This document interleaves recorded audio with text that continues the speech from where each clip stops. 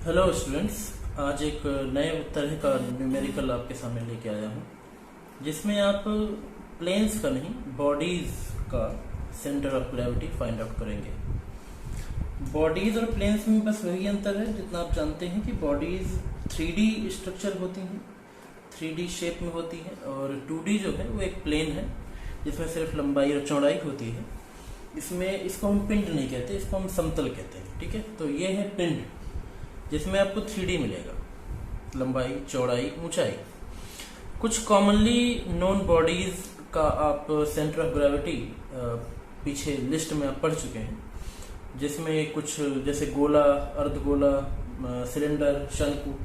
तो ये जो सामने फिगर आपको दिख रहा है, ये 3 अलग अलग तरह के फिगर से मिलकर बना है, 3 अलग अलग तरह के बॉडीज से मिलकर के बना है, इसीलिए इसका नाम संयुक्त पिंड है, कंबाइंड। ठीक है, चित्र में दिखाए गए संयुक्त पिंड का केंद्रक ज्ञात कीजिए। केंद्रक कहें या फिर इसको सेंटर ऑफ ग्रेविटी, मतलब कि गुरुत्व केंद्र कहें। हालांकि केंद्रक वर्ड सिर्फ आपको यूज करने को मिलेगा प्लेन्स में, हालांकि यहाँ बॉडीज में भी लिखा हुआ है। सेंटर ऑफ ग्रेविटी, गुरुत्व केंद्र of combined body shown in figure. इस कंबाइंड बॉडी का, जिसमें 3 अलग अलग तरह की बॉडी है। ऊपर है हेमीस्फीयर मतलब अर्धगोला, बीच में है सिलेंडर मतलब बेलन, और सबसे नीचे है हेमीस्फीयर एक और मतलब अर्धगोला। हमने सबसे पहले वही जो प्रोसीजर है जो हमने 2D प्लेन्स में यूज करा है, वही प्रोसीजर हम इसमें करेंगे। सबसे पहले इनको हम अलग अलग तरह के मतलब जो नोन बॉडीज है, जैसे ये ऊपर अर्धगोला था तो इसको बॉडी नंबर 1 माना इसको, और ये जो नीचे है ये सेकेंड नंबर में, इसको बॉडी नंबर 2 माना, और इसको बॉडी नंबर 3। ठीक है, ये तीनों मान करके अब इन तीनों का सेंटर ऑफ ग्रेविटी यहां पर लिखते चले जाएंगे with respect to these axes. Okay, इन दोनों अक्षों के सापेक्ष इनका सेंटर ऑफ ग्रेविटी लिखते चले जाएंगे। सबसे पहले चलो फर्स्ट फिगर का देखते हैं, हेमीस्फीयर अर्धगोला। आपने पढ़ा भी होगा, पीछे लिस्ट में लिखा भी है कि इस हेमीस्फीयर का जो सेंटर ऑफ ग्रेविटी होता है वो इसकी लाइन ऑफ सिमेट्री में व्यास वाली रेखा से, ये व्यास मतलब डायमीटर वाली लाइन से 4r/3 की डिस्टेंस पे होता है। मतलब इसको जीवन को अगर मैं कहूं तो ये जो डिस्टेंस है यहां से लेकर के यहां तक की, मैं यहां नहीं लिखना चाहूंगा, अदरवाइज यहां बहुत छोटा लगेगा। मैं चलो फिर भी यहां साइड में लिख देते हैं अलग से। ओके, ये जो डिस्टेंस है ये है 4r/3। okay, sorry, it was the distance of half circle. ये इसका नहीं है, ये इसका फॉर्मूला होता है 3r/8। इसका फॉर्मूला है 3r/8। ओके, 3r/8 डिस्टेंस पे, व्यास से मतलब ये डायमीटर वाली लाइन से 3r/8 डिस्टेंस पे आपको ये पॉइंट मिलेगा। ऐसे ही यहाँ नीचे ये जो थर्ड फिगर है यहाँ भी सेम है वैसा ही, इसको हम G3 नाम देंगे, और इसकी भी डिस्टेंस आपको 3r/8 पे ही मिलेगी। लिख देते हैं यहाँ पर 3r/8। ये आपको समझाने के लिए लिख रहा हूँ, जरूरी नहीं है कि आप एग्जाम में इसको लिखें, आप सॉल्यूशन से दिखाइए इसको। और जो सेकंड फिगर है जिसको हम सिलेंडर कहते हैं, सिलेंडर का सेंटर ऑफ ग्रेविटी एकदम मिड में होगा। मिड मतलब इस हाइट का आधा, मतलब यहां से नीचे से, यहां से h/2। तो चाहो तो इसको भी अलग से यहां दिखा सकते हो आप।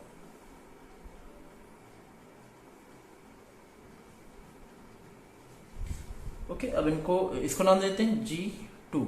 इनकी वैल्यूज लिखते हैं टिक करके। सबसे पहले हम उठाते हैं फिगर नंबर बॉडी नंबर 1। यहां फिगर नहीं लिखेंगे, यहां बॉडी लिखेंगे। So let's get to the solution.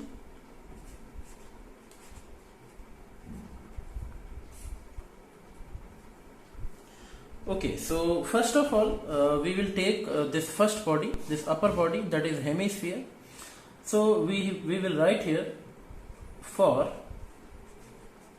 body 1, bracket में लिख सकते हैं इसको हेमिस्फीयर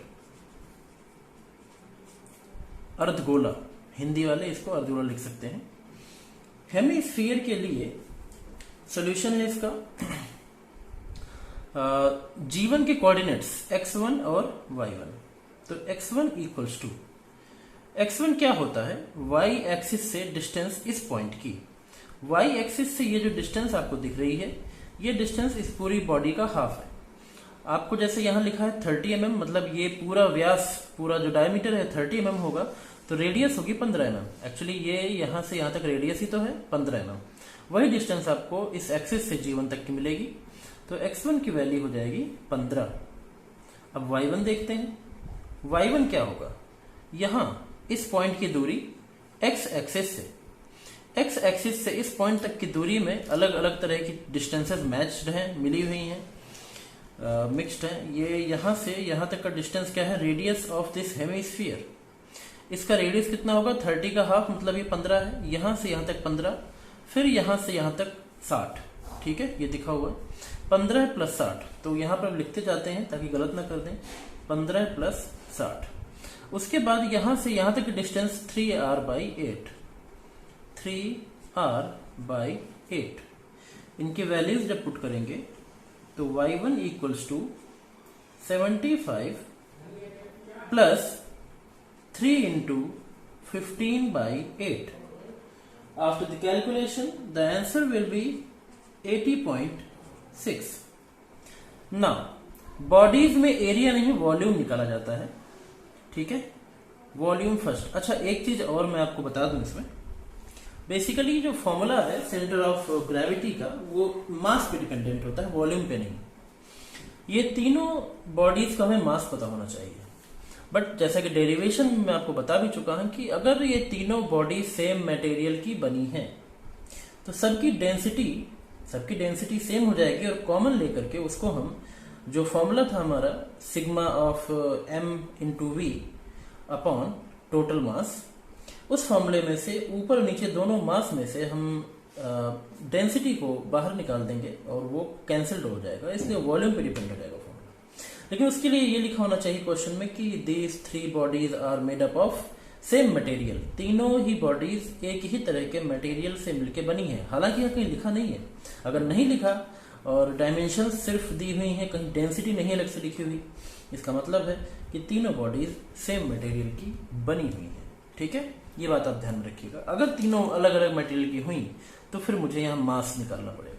तो अभी के लिए वॉल्यूम ऑफ हेमिस्फीयर फॉर्मूला है इसका, जैसे पूरे स्फीयर का वॉल्यूम का, आयतन का फॉर्मूला होता है 4/3 πr³। तो इसका आधा, 4 का आधा कितना हो जाएगा, 2, 2/3 πr³। इनकी वैल्यूज पुट करते हैं, कैलकुलेटर की हेल्प से इसको फाइंड करेंगे। r की वैल्यू है 15³। तो v1 का, चाहे इसको स्मॉल लिखें कैपिटल लिखें, आपकी मर्जी। v1 का जो वैल्यू होगा वो होगा 7.07 × 10⁻³ mm³। सो बॉडी फर्स्ट से इतने पैरामीटर्स आपने फाइंड कर लिए। पहला x1, दूसरा y1 और तीसरा volume. Now for body second body, जिसकी वैल्यू है, जिसका नाम है सिलेंडर। ये सिलेंडर है, याद रखिएगा, ये रेक्टेंगल नहीं है, लिखा हुआ है इसीलिए यहाँ पर। भले बुक ने इसका 3D फिगर नहीं बनाया, लेकिन लिख दिया है। तो नाम लिख देते हैं यहाँ पर सिलेंडर। ओके, स्टार्ट करते हैं इसको। सबसे पहले इसमें हम लिखेंगे x कोऑर्डिनेट।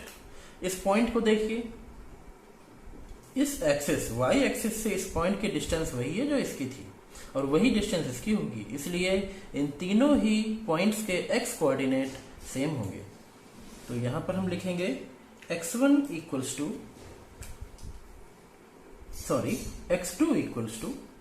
x2 की वैल्यू सेम वही जो पीछे आई थी, 15, 30 का आधा 15। और इसी प्रकार y2 भी निकालेंगे। y2 काउंट करते समय देखिए, हमें डिस्टेंस x एक्सिस से लिखनी है इस पॉइंट की। तो पहले यहां से यहां तक की डिस्टेंस जो कि है 15, रेडियस ऑफ दिस हेमिस्फीयर, इस अर्ध गोले का रेडियस है 15 के बाद यहां से यहां तक का डिस्टेंस इस पूरी हाइट का आधा होता है, h/2 लिख रखा है मैंने। तो इसे कुछ इस प्रकार से लिखेंगे, 15 प्लस हाइट है टोटल 60, तो 60/2। Sorry 2। So y2 equals to 60 by 2 is 30 plus 15, 45 इसका आंसर होगा।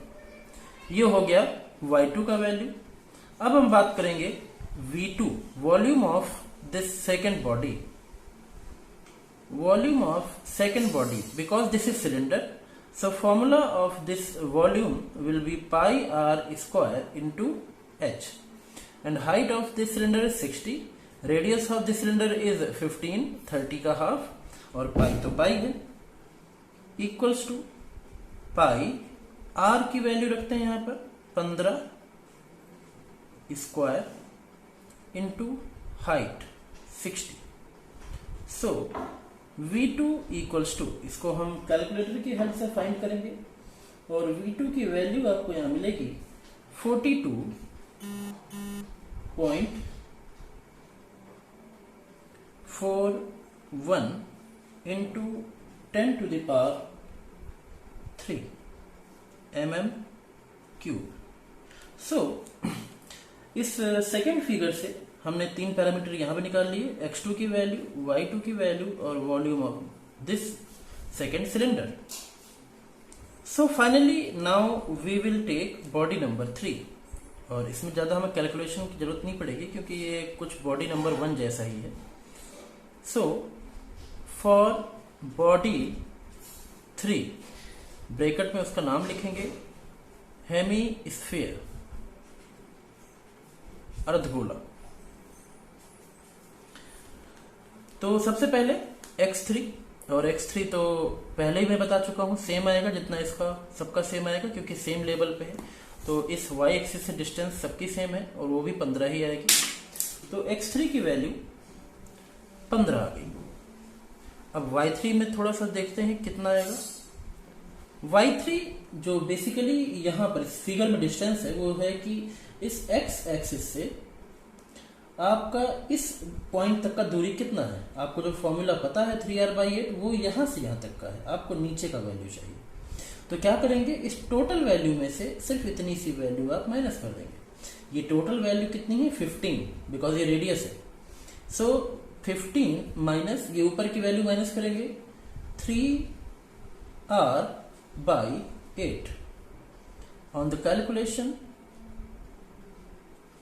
15 माइनस 3 इंटू 15/8, और जब इसको हम पूरी तरह से कैलकुलेट करेंगे तो इसका वैल्यू आएगा the y3 is 9.3। Now volume of this hemisphere, because दोनों का रेडियस सेम है स्फीयर्स का, दोनों हेमिस्फीयर्स का, इसलिए दोनों का वॉल्यूम भी सेम आएगा। पहले का वॉल्यूम जितना आया था सीधा आप वही रख दीजिए, ज्यादा इसमें टेंशन लेने की जरूरत नहीं है। Okay, mm cube. तो यहां पर भी हमने तीनों के तीनों पैरामीटर्स फाइंड कर लिए हैं, x3, y3 and volume. Okay, जैसा कि मैंने पहले बताया है कि सेंटर ऑफ ग्रेविटी हमेशा एक्सिस ऑफ सिमेट्री पे लाई करती है, तो एक्सिस ऑफ सिमेट्री एक यहाँ पर है और एक यहाँ पर आएगी। ऑब्वियसली इस कटान बिंदु पर, इसके पॉइंट ऑफ इंटरसेक्शन पे टोटल कैपिटल G लाई करेगा, बट इसको हमें शो करना पड़ेगा यहाँ पर। तो चाहे तो एक कोऑर्डिनेट आप x का या y का एक कोऑर्डिनेट आप यहाँ लिख कर बता सकते हैं, since this body is symmetric, वो भी हो सकता है। अगर आप चाहें तो इसको हम सॉल्व करके भी दे सकते हैं। सो यहां लिखेंगे for CG of whole body, CG of whole body x bar equals to x1 v1। याद रखिएगा, अगर सभी मटेरियल सेम है तो वॉल्यूम पे फॉर्मूला चलेगा x1 v1 plus x2 v2 plus x3 v3 divide by total volume v1 plus v2 plus v3। x1 x2 x3 same है, 15 15 और 15। तो अगर इनको हम बाहर निकाल लें तीनों की वैल्यू रख करके, तो 15 बाहर, तो अंदर क्या बचेगा v1 plus v2 plus v3 and divide by v1 plus v2 plus V3। ये ऊपर नीचे दोनों कैंसिल्ड आउट हो जाएंगे, क्या बचेगा? सिर्फ 15। तो एक कोऑर्डिनेट आपको मिल चुका है, x bar equals to 15 and y bar equals to, formula लिखते हैं पहले, y1 v1 plus y2 v2 plus y3 v3 divide by v1 plus v2 plus v3 equals to. अब इनके हम एक एक करके सबकी वैल्यूज लिख देते हैं। y1 की वैल्यू है 80.6, v1 की वैल्यू है 7.07 into 10 to the power 3। Okay, second term है y2 v2, y2 की वैल्यू है 45 इंटू v2 की वैल्यू है 42.41 into 10 to the power 3 plus third term y3 v3, y3 9.3 and v3 is 7.07 into 10 to the power 3। Okay, and divide by total volume. सब में y 10 to the power 3 है, तो मैं 10 to the power 3 को बाहर लिखता हूं, और ये 7.07 प्लस 42.41 प्लस 7.07, और इसके ब्रैकेट के बाहर मैं लिखूंगा 10 to the power 3। 10 to the power 3 ऊपर से भी कॉमन लिया जा सकता है और उसको कैंसिल आउट किया जा सकता है, तो कैलकुलेशन में आसानी होगी। तो इसको जब फुल्ली कैलकुलेट कर लेंगे हम, तो जो y बार की वैल्यू आएगी वो आएगी 45। हो सकता है आपको इसकी वैल्यू 45 की बजाय 44.9 मिले, क्योंकि बहुत सारे पॉइंट्स हैं और हमने अप्रॉक्सीमेट किया हुआ है इसको, बट इसकी वैल्यू अगर 44.9 है तो उसको भी हम अप्रॉक्सीमेटली 45 लिख सकते हैं। तो y बार की वैल्यू ये है और x बार की वैल्यू ये रही। इनको हम यहाँ इस बॉडी पे पॉइंट करेंगे एक डिफरेंट कलर से। x बार 15 की लाइन तो मैंने पहले से यहाँ देखिए ड्रॉ कर रखी है, और अब बारी आती 45 की, तो इस लाइन से, ये जो x की लाइन है, यहां से कितना ऊपर जाएंगे? 45, पहले 15, 15 के बाद 30, सिर्फ फिर वहीं जगह पहुंच जाएंगे, उसी जगह पे जहां पर हमारा G2 था, और यहां पर एक लाइन हम यहां ड्रॉ कर देंगे, ठीक है। और इस तरह से यहां पर जहां कटान बिंदु आया वहां पर लिखेंगे कैपिटल G। तो एक ही पॉइंट में दोनों चीजें लिखी जाएंगी, कैपिटल GB और G2। सो ये तरीका है किसी किन्हीं दी हुई एक संयुक्त बॉडीज के क्वेश्चंस को सॉल्व करने का। ऐसे ही क्वेश्चन आएंगे, इसके अलावा नहीं आएंगे। ज़्यादा से ज़्यादा इसमें ये हो सकता है, इनको कठिन करने के लिए इनके डायमेंशन के साथ साथ इनका डेंसिटी दे दिया जाए। तो डेंसिटी देने से फिर आपकी स्टार्टिंग कैलकुलेशन बढ़ जाएगी और आपको मास निकालना पड़ेगा। बस इसके अलावा कुछ नहीं है, बस यही तरीका है। इस तरह के क्वेश्चन और भी मैं आपको देता हूँ, प्रैक्टिस कीजिए इसकी, और कोई प्रॉब्लम हो तो मुझे पूछिए। ओके, नमस्कार।